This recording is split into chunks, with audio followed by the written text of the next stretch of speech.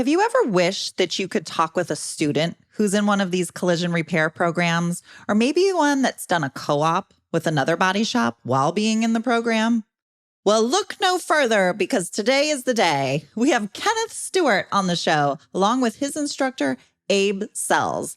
And I'm going to pick little Kenneth's brain so I can figure out what are some great things that he was learning in class that he's now also has learned from being in a body shop? And what are some great takeaways for us on the shop side so that we can do better and start participating more? Because these young students are like gold to us. We need them. How can we be bringing them in, enticing them, and growing them within our industry? Such a good topic. I think you all are going to love it. So stay tuned for more on today's episode of Body Bangin'. Welcome to Body Bangin', your podcast for all things body. Auto body, that is.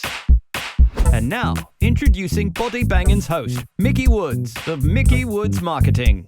Mickey is a former auto collision center owner and is now a marketing and business development expert to shops across the globe.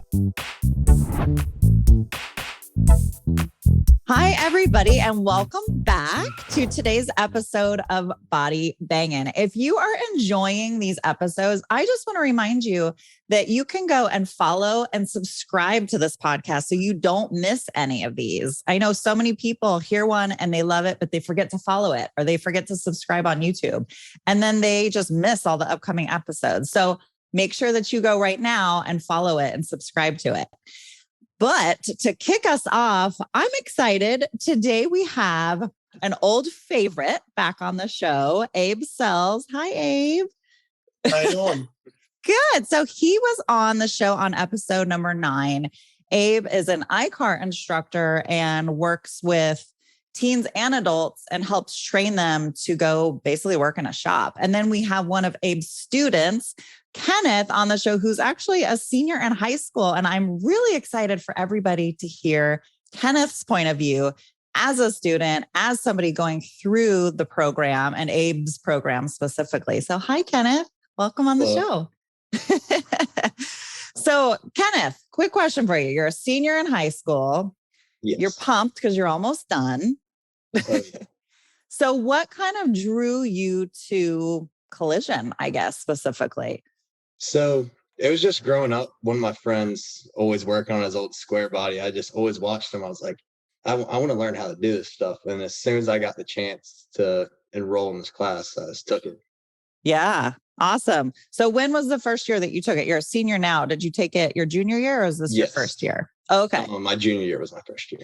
Okay, cool. So when you started, what was the name of the course? Do you remember? It was Auto Body 1. Auto Body 1. Okay. So I assume you're an Auto Body 2 now?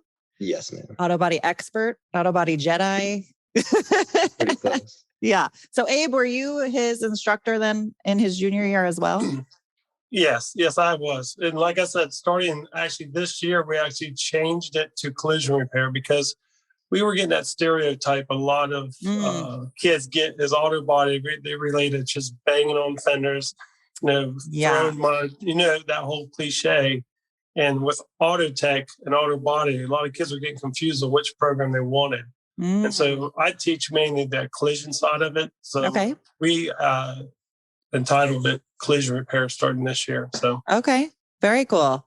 So Kenneth, what are you most interested in moving forward? Is it like you want to like repair dents and dings? Or are you interested in like painting vehicles? What are you liking the most so far? So at first, I really liked the painting side because I had a good trigger finger for it. But just learning more, I've just pretty much all around everything I've really enjoyed. Because I mean, it's stuff I get to experience and learn. And I'm learning new stuff every time. Like when I was at Caliber over the summer, I was there for 3 months and I learned so much stuff. Yeah, that's amazing. So what Kenneth is talking about is the program that Abe teaches with. They do something called a co-op program. So there are different shops that come in and they participate and there's different terminology for it, but they can do like a paid internship type deal. So it's basically a job for students in the program, and the student can go and work for I guess any length of time, but it works out great for kids in school because they can go during the summer. And it gives the shop help, but it also gives a student some actual live experience. And I know Abe's programs are really geared towards real everyday repairs that they would be doing in a shop. But there's a difference, I'm sure, Kenneth, a difference between learning in the class and then being with the techs. Yeah. So what did you feel like was the biggest difference? The biggest difference was probably how quick you got to work, because time equals money. That's the first thing I was told by the guys I was helping. Just quick work, done perfect. Yeah, that's awesome. So Abe, 4 shops out there. If you guys haven't listened, again, go back to episode number 9 and Abe will talk about, really, we get into the specifics of what the program is, how it all works, but just kind of like a overview. How would you recommend a shop kind of get involved in something like that if they'd love to have a student in their shop? So your local ICAR committee, your local collision, if you have a VOTEC, get part of their advisory committee. Those are the ones we really look to, the ones that support us, the ones that's really looking to take our kids on. Those who we look at first, we look at all shops, but the ones that really support us. So if you're not hearing about any students, try reaching out to them, get involved with them. Their input is what makes the shop. Like I said, that's what got this whole program going, was shops come to TCC and said, we need a collision repair school. So we put our heads together and we finally got this grounded. So I would say the main thing is reach out to advisory committees. Okay. That's good for them to know. Yeah. And I actually have a client of mine. He was complaining about needing people. And I'm like, do you have a local school? And he actually said yes. And we've had excellent success in the past. They had 2 people on staff that they got that were basic techs that they brought in from their local school program. So it's working. And I know some areas like where I live, there's not really a local school program anywhere. We've checked. And so it's a bummer. So if you're lucky enough as a shop owner or manager to have one of these local schools around you, it's really a blessing because it's a win-win. Now, I got a question for you, Kenneth. So I don't know if you know, but on the auto body shop side, and I say we because I used to own a body shop, we are like dying for good techs and good painters and just like good staff in general, but specifically like techs, painters, that kind of thing. How does that make you feel as somebody coming in the industry? Is that like a good thing, a bad thing? Does it make you feel any kind of way?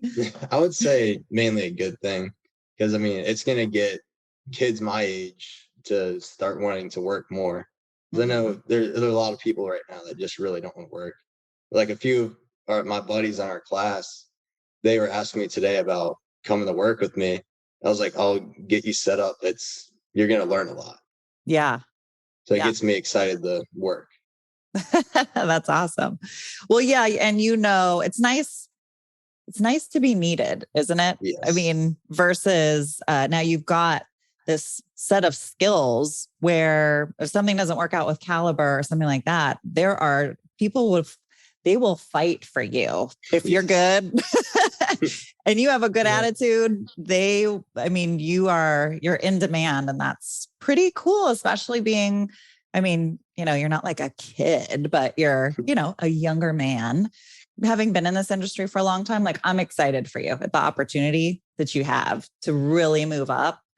Now, how does it feel like when you're going to, because it was a paid internship. So yes. I've heard some people say like a lot of people don't go into this field just because, entry level doesn't make very much money. Do you feel the same way? Have you kind of heard anything like that? I've heard a few things about that, but I mean, the harder you work, you're gonna get a raise either way. Right. The more you work and the harder you work. And if you just keep at it, you're gonna keep going up the levels. Yeah. So that really wasn't like a deterrent for you. That didn't like push you away. No. Okay, cool. Well, and I think it's a good thing too, Abe, that your students, boys and girls are starting younger because they're willing to take less money when they're not having to pay rent because they're still most likely living at home. So it's a great little step into it all. Do you think? Yeah. Like I said on our last podcast, one thing that we've been battling was the income starting price for these students, these young kids. Yeah. Like I told you, I had a picture. I was at Chick-fil-A going through the drive-thru, and I took a picture of the starting wage. Now, California's a little different, but around here, $16 an hour to work at Chick-fil-A. And we were one of these young kids that go in there and work on these cars, the way these cars are designed, the technology behind them. Yeah. And I know some shops were starting kids out $9 an hour. Wow. $10 an hour. And it's thank goodness we've got it up more in our area, which is only because businesses are finally realizing they're not walking through the door and you can't compete. Yeah, I understand Chick-fil-A, like I said, is not, a job. That's just like an in-between job. That's not a career like collision repair, but still it's hard to battle these kids when it's a different view of kids looking at, like we said with cell phones. I want an answer, I can go find it. It's easy. These kids like, well, I can just go here and go do that. Exactly. But like what Kenneth said, there are a good few kids that are still out there that do want to work. Just having the right person in front of them to drive them, to motivate them, want to do it. You got to still possess that to show the excitement of collision repair. And I think that's what we're missing in some of these instructional classes, I think. Yeah. And I mean, everybody wants to get paid a wage that they're at least excited to go work for, and when you're first starting something, it's, you're excited. So the pay doesn't mean so much. Once you've been there for a couple of years, now it's like, all right, so I get it. But it's, again, I think it's a nice way to segue these students into actual potential careers and jobs with the program that you have going. So Kenneth, what's one thing that, like, when you first started, so Kenneth went to Caliber last summer. So that was the first job you had in the automotive industry, right? Yes. Okay. So what was one thing that you really, really loved what they did? So I think the main thing I really loved the most was how much I learned in a short amount of time. Because there'd be 1 week I'll do one thing, another week I'll do another thing. Within 2 weeks, I had learned how to do airbags, take out headliner. I learned a whole lot. Right. Yeah, it was just learning stuff really quick. I love that. Yeah. Just being able to get in there and learn a lot.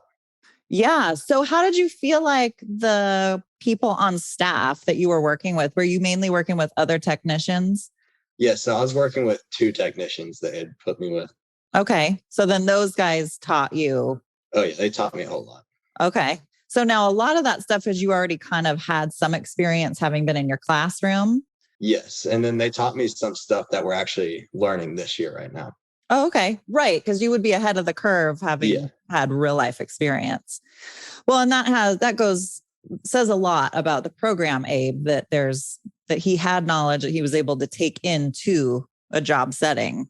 He didn't come in like, oh, wait, what is this? Well, well, like I said, one of the things I always tell the students is what I'm teaching you is on a different scale. Yeah. There's more than one way to fix a dent.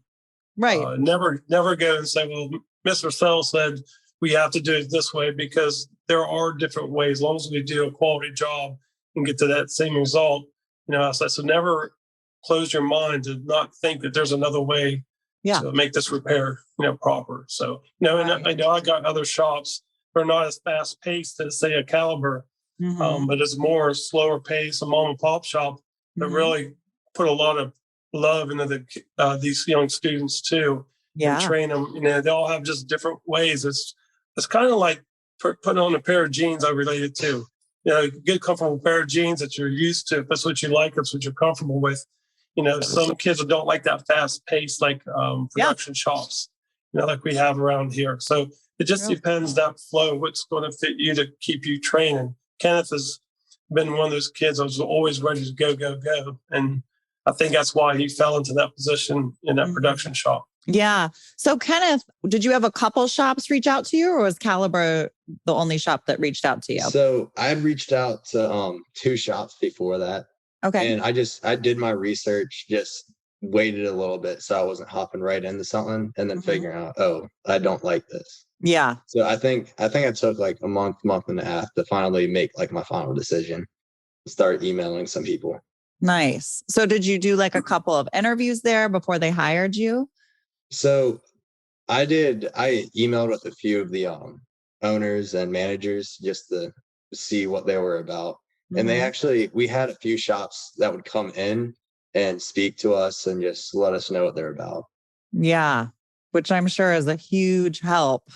Yes. If I was a shop owner, I would want to get in front of you guys for sure and woo you in. Yeah. Caliber, they came into the shop and watched us work for a little bit, and they talked to us, told us what they're about. And they caught my attention right away. Yeah. So that's why I made that wait, because we had two other shops and then they came in a little bit later. I was like, no, I like how they have things. I was like, I want to go there. Yeah. And exactly what Abe was saying, or Mr. Sells, I should say. It's really about where you fit best, because where you fit best isn't for somebody else, which isn't for somebody else, and that's why it's good to have options and have different shops participating, because there's not a one size fits all kind of thing. And so that's the beauty of it. There's so many different shops and so many different styles. I work with shops across the country, and I can tell you no two are the same that I've worked with ever. Some are similar, but none are the same. And so same thing for you. Everybody's has their way, their process. Mickey, I'd like to add to that, if I could.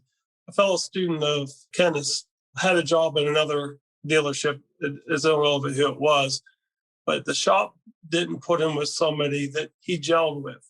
They put him with somebody like an old experienced technician, say, you go with him, he'll teach you, and they didn't get along. And I really think that's where some of these shops are missing that window, because this kid quit, almost left, collision repair, almost got out, because I just don't think it's for me, Mr. Solomon. Like, don't give up just because you had a bad experience. Yeah. You got to figure these problems out. You're young. You got to learn how to juggle these. Life isn't going to be, all rainbows and sunshine, so to speak. And so he got another opportunity, went to that place. He did better, but it didn't work out. And now he's with another shop now that he actually likes, and he's glad he stuck it out. So some shops really need to learn out that, what do we do with these young kids? How do you connect? I know one shop will put him with every tech to find out which one he works best with. Oh, that's so interesting. It's just another thought, for shops to look at, is like, you get a young guy, don't just say, this is my best tech, I got to put you with him. You got to realize these young kids aren't doing rails. They're not doing hard hits. They're still learning these basic core, competencies. So maybe move them around the shop a little bit. That actually happened to me when I actually first got into Caliber. They were originally going to put me with their top tech in the shop, and they're like, you know what? We have two older guys that work a little bit slower that we're going to put you with, so you're not getting rushed into doing all the stuff that you do not know. Yeah. Well, yeah, because nobody wants to feel like they're going to fail. And when you got too much and there's too much expectation, and they're expecting then too much from you, now you're in a position where it's much easier to fail versus succeed, So that was a smart move on their part to give you something a little bit slower. And you still felt like it was moving really fast. Yeah. So thank God they did make that switch, right? Oh, yeah. Yeah, that's really cool. And I think it's important for shops to think about too. There are some employees in your shop that are just going to be more suited to teaching and being more patient with somebody. And I think if you don't take the time to think about that, you could potentially run into an issue like you're talking about, Abe, where just stick them with somebody. And then if they don't mesh, now you lost that person. It really wasn't, they didn't love what they did. It was just a personality conflict. And that happens all the time. That's easy to fix. Yeah. And, some of it, Mickey, is actually still the student. The student, like I said, a lot of these young kids, they'll mostly admit it. I think Kenneth would even admit it. It's easy to find, well, I can do this. If this doesn't work, I'm just going to go do this. So you never really figure out who you are as a person. Yeah. How to really cope with somebody face to face and in a shop atmosphere. So they got to really learn that you can fail. It's okay to fail. We got to get back up. We're going to still try, because to get out of body work just because you had a couple bad situations, the next job, whatever you do, you don't think you're not going to have those situations pop up. You're still going to have to fight those demons and learn to process through. And, that's something some of these young kids have to learn. It's just not going to hand it to them. They got to figure that out on their own. Yeah. So, Abe, I know we talked about this a little bit on the last episode, but for those that didn't listen, Abe will also contact the shops that the students are with to check in, which is great. And we even had George, another instructor, George Navarrete, on, and he said he did the same. So I think a lot of instructors do this, which I like, is the instructors reach out to the shop just to get feedback on their students so that as an instructor, okay, my guy's doing really well, or what I'm teaching, as I am teaching along the right lines, or if there's any issues, then you know about it. So you can make sure your program stays in line with what's really going on out on the shop side. Yeah, because that's part of the co-op. That's part of our process. Halfway through, they have to log so many hours. I sit down with the shop owners and I say, well, because I'll be getting ready to do that with Kenneth, say, how is Kenneth doing? What is he doing good or is he doing bad? And if they check all the boxes that he's doing everything good, I do have that heart to heart with him. So what's the next step financially? If he's doing that well for you, that's where I get to kind of go to bat for him, say, let's not just throw him in the corner, and let's lift him up and keep him growing, So it really helps on both sides. So if Kenneth is maybe slacking because he has some bad issues at home, or maybe it's just his work ethic has changed. By looking at these evaluations, I can sit down and say, Kenneth, this is where they're looking at you at. This is where we need to work on. So it does help bad traits that they may develop. Yeah. Well, and that's nice because they look to you, I'm sure. Students have a different level of respect for teachers, kind of like athletes and coaches. And, Kenneth is an athlete too, where, as a teacher and as a coach, you can say things to a child that a parent can't, and they hear it differently, and you can get involved in a different way than a parent would. And it just comes across different. So I appreciate that on a whole bunch of levels that you are involved. So for shops that are thinking about it, doing something like this, I think that you're suggesting they look for something along like the CoOp line, because it sounds like that's a nice blend of working with the school versus just like an internship where you don't have that communication. I feel like that would be better. I don't know. What do you think? Yeah. The reason why is because you're still connected with the student. They still have to hold some sense of accountability.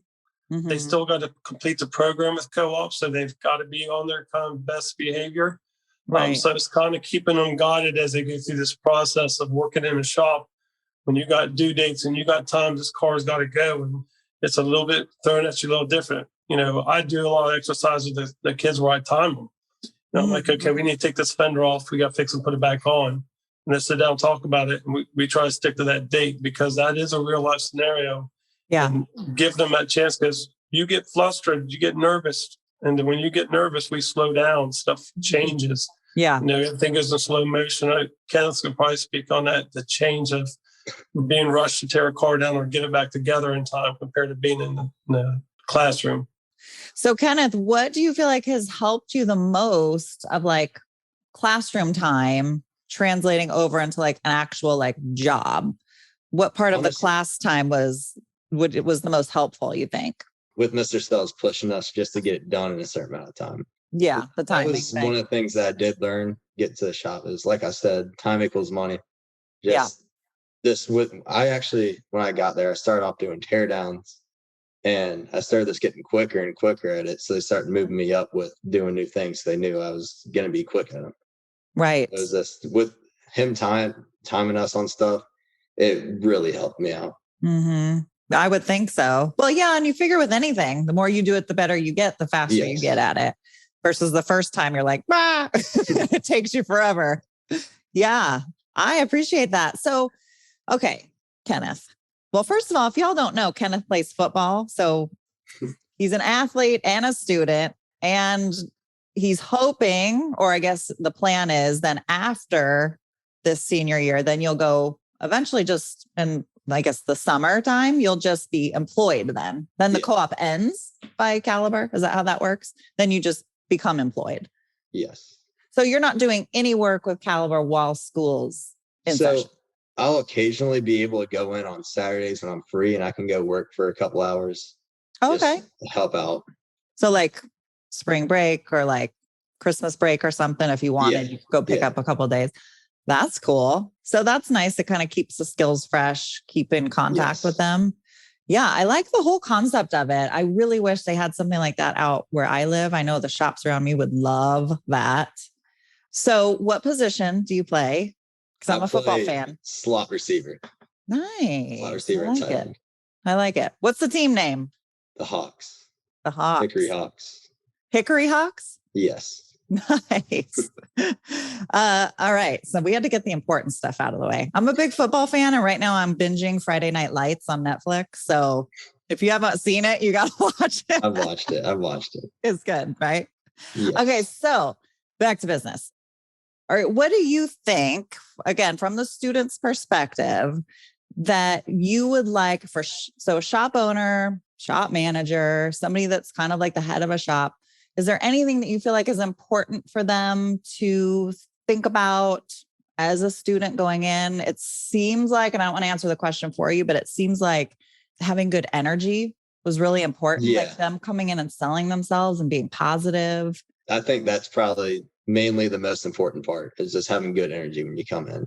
Yeah. Just getting the kids excited, amped up to be able to do this, do what they love. Well, and I like that they actually went to your school. You didn't have to go find them. They came to you, which is really nice. So how many times did they come out before you decided you really liked them? Was it I just think it was 1 or 2 times. I know I was emailing the manager, Ryan, whatever he is, Ryan, most of the time, just talking to him and seeing what it was like there. And then I got invited to go to an interview there.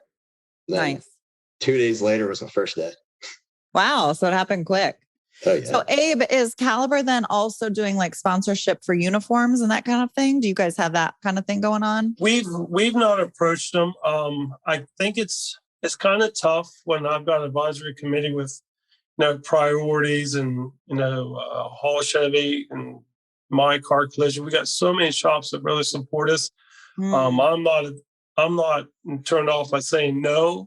It's a fine line to walk with putting, Caliber's name on their, shirt of students when they're looking, other shops are looking at too. So I kind of, it's one of those areas I kind of tread lightly. Yeah, I appreciate Caliber, we did the summer enrichment program over this past summer the first time, which is that 9th, 10th graders take a 2-week summer class. Now, trust me, it's watered down.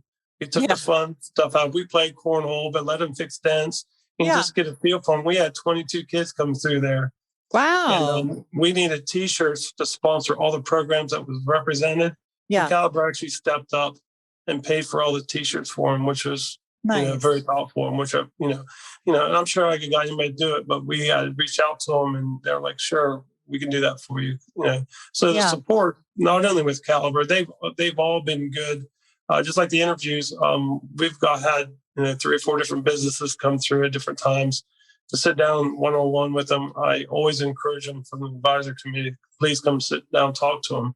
Yeah. And what happens, it's good for the student too, because, so you may say one says, no, I can start you up this wage, or I can such and such so that they can get me started here. So I'm kind of torn. So that kind of gives a student some leverage on which will be the best fit for them. Yeah, financially and for long term. Yeah. And I appreciate that with the uniforms, because you do want to be careful because you want it to be inclusive and potentially just putting one name on there, no matter whose name it is, could make others feel like less than or something like that. And you don't want that either. So I appreciate that. Yeah, I appreciate that. But you guys do provide uniforms for the kids? Yeah. So the uniforms, the kids is a TCC uniforms. There's collision repair on it. It's just a button-up work shirt. And the Collision Repair Education Foundation, Brandon, they're a big support of us with all the main schools. And we get donation shirts, and they'll have, sometimes we'll get some that will have Caliber. And I kind of watch those, but most of them are just, they'll say Collision Repair Education Foundation that students can wear. But also, once a student gets a job at a shop, I let them wear their uniform to support their Oh, shop. that's cool. So if he's got a caliber shirt on, he can wear that. If he's working at Priority Chevrolet, if it's wherever it's at, Yeah. as long as they wear it, I don't mind them supporting the business that hired them. So yeah, I really like that. Yeah. Yeah, that's really cool. So I think you were saying like in the beginning, once you kind of got involved in it, and now potentially like over the summer, you went and had a job, and then you told your friends, were they like, hey, that sounds like fun. Like I want to do something like that. So is that kind of how the word gets around then? Yeah, I started telling them about pretty much how much fun I had, how much I learned. They're like, I want to go there. I want to do that. That's cool. Yeah. Yeah. And you got spending money? Hello. Oh, yeah, I got a good amount. Yeah. Pretty good amount. Nice. Nice. Well, I think we'll wrap it up today unless there's something more that you guys wanted to share. Kenneth, thank you so much for coming on. We in the industry are so happy to have people coming into the industry, really of any age, that just are excited to do what they do. For the most part, I mean, everybody in this industry I've been in it for a long time and I love it. I know Abe loves it. He's been in it forever too. So it's nice to have like fresh young faces that are excited to join in and learn. And it's just like we were talking about earlier, it's becoming so much more technology based, and it's not just sitting out there and banging on metal. It's becoming more and more complicated. So you starting as a junior really and getting that head start on things, I mean, you're really just, the sky's the limit for you. I'm excited because now we have like certified vehicles. You have to get, the technicians get certified and the whole thing. And you want to talk about making some big money and you're doing what you love. That's a win-win, come on. Yes, it is. Anything else you want to share with us, Abe, before we run? No, I just want to thank you for having us on again. It's always been a pleasure. It's good to get the word out. It's good to have a podcast like this that's geared just to collision repair. Thank you. So just thank you. I appreciate it. Yeah, of course. So I'm going to put Abe's contact information in the note. So if you guys have questions, any types of questions, you can ask him. He's been with ICAR and been a teacher for a very long time. And I'm going to put also in the recording notes, CREFS, which is Collision Repair Education Foundation. I want to put their information. So if you want to reach out to them to see if there's a school or a program near you, they can look it up and try to find something close to you also. And Kenneth, we won't let people bother you. You can just go be you. Go catch touchdowns and win the game for everybody. That's your job right now. Get A's. Yes. So thank you guys for coming on. Thank you everybody for listening to another episode of Body Bangin', and we will see you next time. Bye. Have a good one. If you enjoyed today's show, make sure you hit the subscribe button. We have some incredible topics and guests coming your way you will not want to miss. If you are watching on YouTube and don't want to miss the latest and greatest, you'll want to hit the bell after subscribing, so you will get a pop-up each time a video podcast goes live. To our devoted fans, would you mind paying it forward and sharing this little gem with someone else you think may benefit from it? Much love from all of us here at Body Bangin', all things auto body.